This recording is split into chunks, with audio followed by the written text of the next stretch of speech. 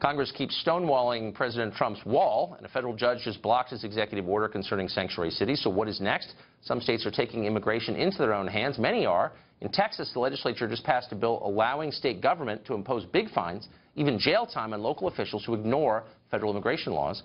Governor Greg Abbott of Texas says he plans to sign this bill. He joins us tonight. Governor, thanks for coming on. So what does this do exactly, this law? This ensures that we are going to ban sanctuary cities in the state of Texas and imposes civil penalties that can add up to more than $25,000 a day. It can impose jail time on officials who don't follow the law and can lead to the removal of these public officials from their jobs, such as a sheriff like in Travis County who allowed sanctuary city policies to operate in Travis County. Right. And all of that seems to, from an outsider's perspective, makes perfect sense. I am struck, though, by the number of local sheriffs who say they're against this. Why would they be against it?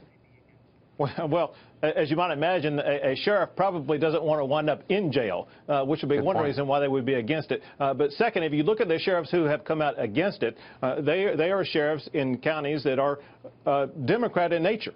And so I think they are talking more to their electoral base as they are to what the real issue is, Tucker. What the real issue here is public safety.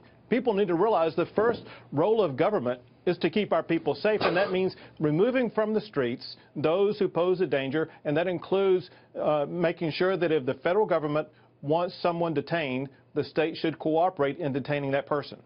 So liberals are making the argument that basically illegal aliens have a right to live and work here. Excuse me, I choke up just thinking about it. How long before they make the argument that illegals have the right to vote here? Well, we've heard some echoes of that already, but Tucker, let's go back to your first premise, and that is what we're talking about is not just whether or not illegal immigrants have a right to be here. What we're talking about is going after those who have an ICE detainer request on them, someone who has already committed a crime, someone who's proven themselves to be dangerous, and someone who should not be out on the streets. Remember, Tucker, there's a tragedy that led to a lot of this, and that is Kate Steinle. People are forgetting about Kate Steinle and what happened, and the reason why she was killed was because, in part, of the sanctuary city policies of San Francisco. As governor of Texas, I cannot allow a San Francisco Kate Steinle situation to be repeated here. No governor, no law enforcement official anywhere should allow that type of tragedy to occur. Well, it's awful, but the reason they're allowing it to occur is because there's a political benefit to the Democratic Party, which expects all of these people will become Democratic voters sooner rather than later and turn Texas blue and end national politics. No Republican could ever get elected if Texas becomes a Democratic state. Do you acknowledge that that's the motive here, and is it working? I believe that could be a motive behind their thought process. I disagree with their conclusion because I don't think that it will turn Texas blue or any place blue, because I know that it doesn't matter what your background is.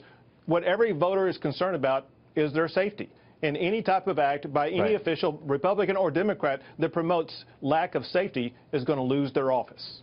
Boy, I hope that's true. Governor, thanks a lot for coming on tonight. I appreciate it.